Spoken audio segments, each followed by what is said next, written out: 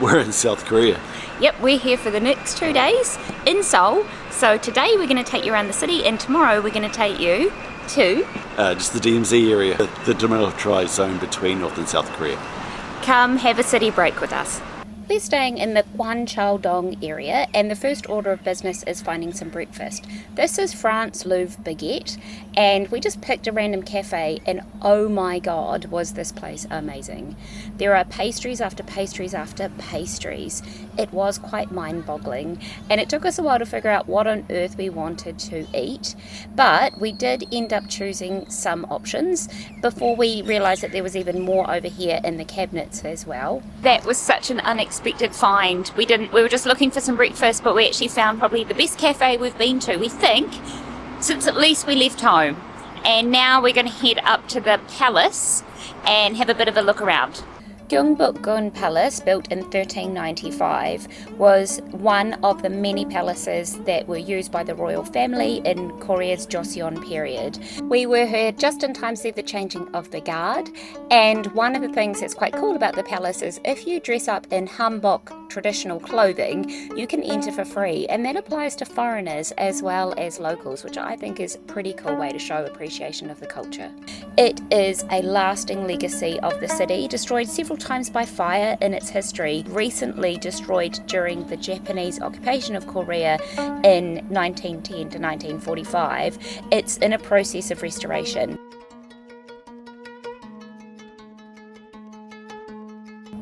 After a quick break for lunch, we were off on a walking tour. In this one, we're staying around the same region, and we're learning a lot about the different parts of Korea, including how these mountains that surround the city of Seoul are supposed to be like an enveloping hug, the different influences. So here we are in an Italianate church, and the whole point of the tour is it's based around different viewpoints. So we got to see Seoul from up high. In our 2 or so hour tour, we came across some very cool street art. We walked along the pathway that the ruler ran away from Japanese occupation on. We saw the Seoul Tower. It really was a great tour, and as I said, a great chance to learn more about the city.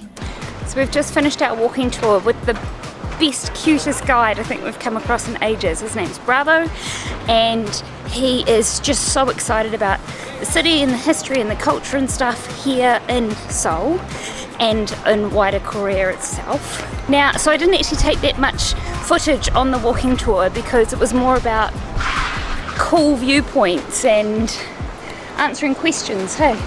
Yes. Yes. So what we're doing now is we're just walking so I can do a little bit of shopping, and so that Daryl doesn't have to do a little bit of shopping. He's going to go back to our hotel, and then we'll take you out for dinner.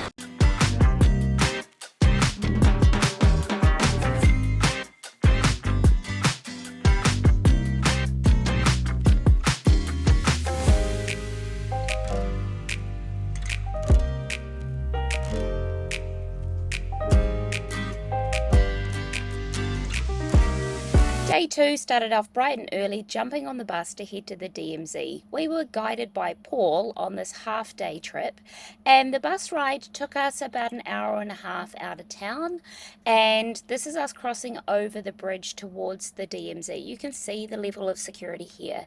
It is quite intense. Understandably, there's still ongoing conflict between North and South Korea. Was a really knowledgeable guide.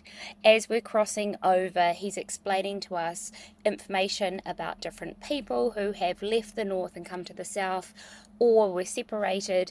And as we're crossing over here, he was talking about the founder of the Hyundai company and how he brought cows over, or was a cow farmer or something like that.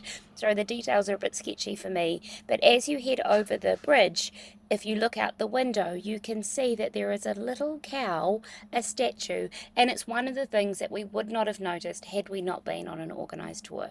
Security is fairly tight, and we went through a series of checkpoints, including having our passports checked. If you squint through the trees, you can make out that there are villages very close to the border, and Paul explained to us that there are incentives for people to move up here. This is very fertile land, so they wanted it for agriculture, and people pay no taxation and they're exempt from military service if they stay up here. Paul explained that South Korea hopes first off for access and then eventually for reunification between the two countries. So this is an immigration centre, and then here, just as we go around the corner, you should be able to see the gates that will be used to allow vehicles to move freely between the two countries. Our first stop was the Dora Observatory in the town of Paju at the top of the hill.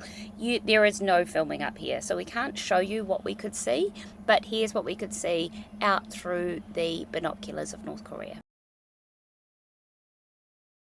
Our second stop was down at the third tunnel, and this is where the original division of the parallel between North and South Korea, it's moved at different times because of war, is. And this was a place we could really start to film around here. So there were these little cute, very Korean things. You could see the UN influence in lots of places. It was great.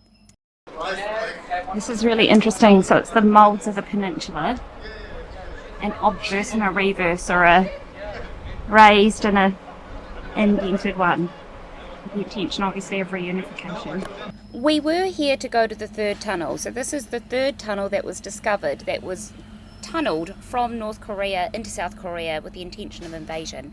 Can't film in here, but I promise we walked all the way down. I think it's a pattern. What do you mean pattern? Like the paint pattern? No, Oh, like George P-A-T-T-O-N, Yeah. pattern. Sorry, I could be wrong. I though, thought you meant so- pattern. Yeah, I could be wrong though. So here at the third tunnel you can take a lot more photos than you can up at the observatory.